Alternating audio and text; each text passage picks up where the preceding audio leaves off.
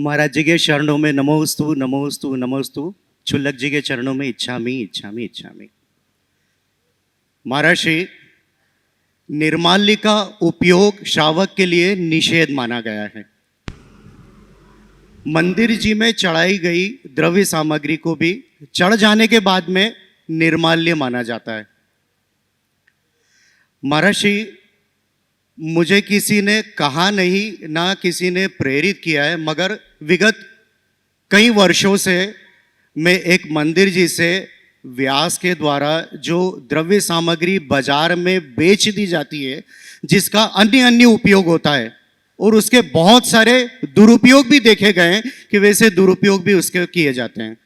महर्षि, मन में कहीं दुख होता है, इसलिए मैं विगत कई वर्षों से वह द्रव्य सामग्री खरीद लेता हूँ और खरीद कर पक्षियों को दाने के स्वरूप में मैं डाल देता हूँ। ऐसा मैं कई वर्षों से कर रहा हूँ।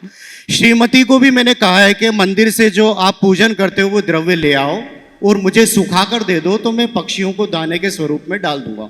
महाराज जी, मेरे केवल 2 प्रश्न है कि क्या मैं ये जो कार्य कर रहा हूँ उसका मुझे कहीं दोष लगेगा, क्योंकि निर्माल्य हो चुका है।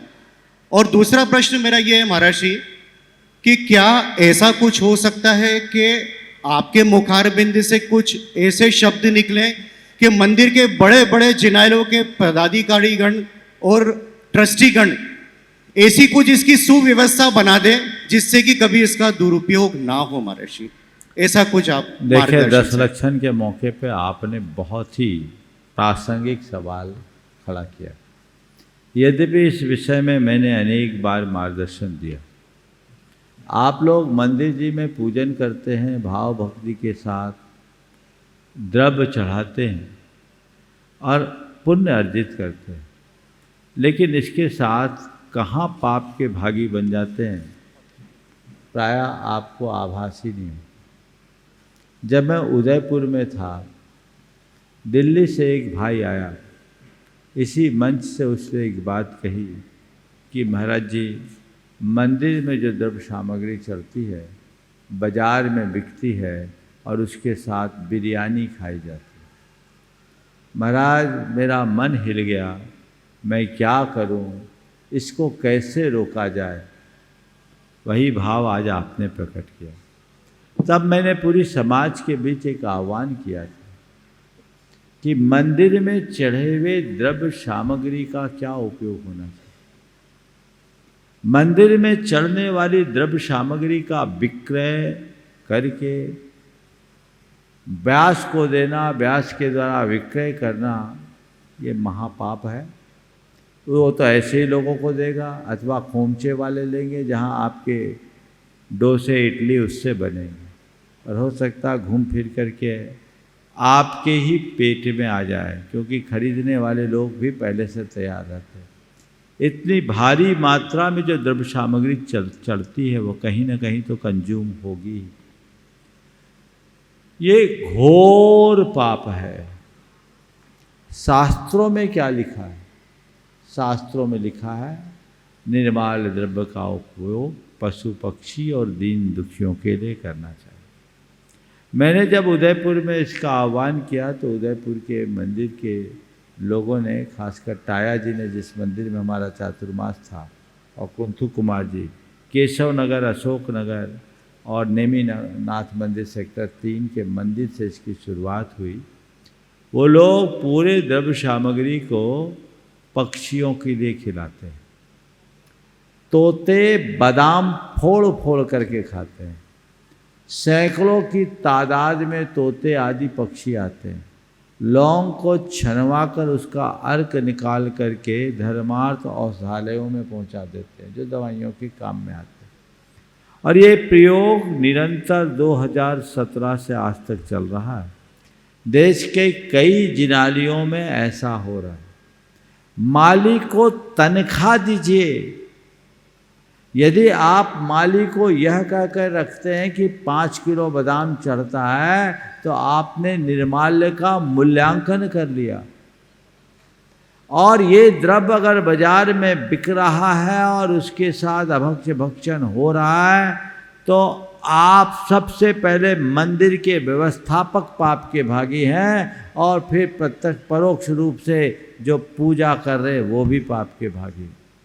बहुत सारे लोग तो मुझे सुनने के बाद मंदिर में अपना पूजन करते हैं, अपने द्रव्य को उठाते हैं, बाहर गाय को खिला देते हैं। बादाम की जगह बादाम की गुली चढ़ाना शुरू कर दिया। आप कोई भी सामग्री चढ़ा सकते हैं जो पशु पक्षियों के उपयोग में आ जाए, ऐसी चीज़ों को चढ़ाएं जिससे इसका परिवर्तन हो। और हमने तो जब बड़े बड़े पूजन विधान आदि होते हैं तो ऐसी व्यवस्था बना दी कि जो द्रव्य सामग्री चढ़ती है उस द्रव्य सामग्री को जो कैटल फीड बनाते हैं, पशु विहार बनाते हैं, उनके पास दे दिया जाए और उसकी जो राशि आती है वह सब जीव दया के लिए समर्पित कर दिया जाए। सम्मेत शिखर जी से कटनी तक भेजा ट्रकों में भरकर। और अशोक जी आपको आश्चर्य होगा, 25-25 लाख रुपए की द्रव्य सामग्री की राशि जीव दया के लिए समर्पित की गई। माली के पास जाती तो पता नहीं बाजार में घूमते क्या होता। उनको पगार दिया जाए, अच्छी तनख्वाह दी जाए ताकि वो भगवान की भक्ति भाव से सेवा कर सके।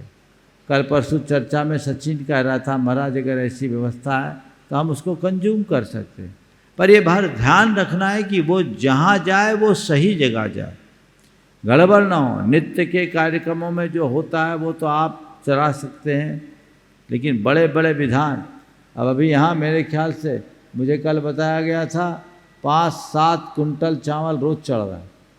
कितना चल रहा अमित? हाँ, अभी कितना चढ़ा अभी तक? हाँ, 15 कुंटल चढ़ गया। तो ये तो भी है। और जब सिद्ध चक्र विधान होगा, ट्रकों से लद करके धरवाता है, उधर कहीं कंजम्पशन नहीं होता था, कटनी भेजना। तो ये व्यवस्थाएं देखनी चाहिए।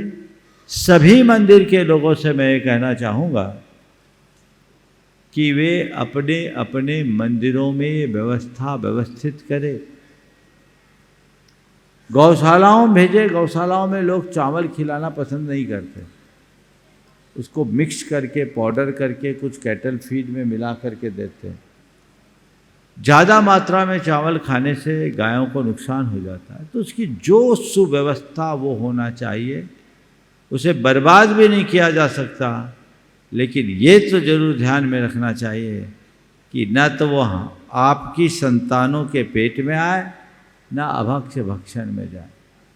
बहुत कम लोग हैं जो इस विषय में सोचते हैं। कई बार बोलने के बाद भी कमेटियों के लोगों को कोई फर्क नहीं पड़ता। उन्हें ये लगता ही नहीं कि इस बहाने मुझसे कितना पाप हो रहा है। उसके लिए कल्पना कीजिए और इस पाप से बचने का पूर्ण प्रयत्न कीजिए। बहुत बहुत महर्षि, मैं तो चाहता हूं कि इसके लिए कोई एक अभियान या कोई मुहिम सी चले। महर्षि, देखिए, मेरा काम बोलने का है, आप लोगों तक संदेश जाए, कमेटियां आपस में विचार करें, वो निर्णय करें। और मैं सबसे कहता हूं, जितनी महिलाएं सुन रही हैं, अगर तुम्हारे पति किसी मंदिर कमेटी से जुड़े हैं तो उनके पीछे लग जाओ। बोले ये दारिद्र हम अपने घर में नहीं आना चाहेंगे। आप इस व्यवस्था को बदलिए, जो अल्टरनेट इसका हो सकता है उसे करने का प्रयास कीजिए। और सारी व्यवस्थाएं, कई जगह तो लोग हैं जो खिचड़ी बांटते हैं दीन दुखियों को, वो लोग वहाँ दे देते हैं, खिचड़ी खिलाई जाती है। तो किसी भी तरीके से इसका उसे कंज्यूम करना है, पैसा महत्वपूर्ण नहीं है, बस अभक्ष्य भक्षण बचे, इस पर आप ध्यान दें।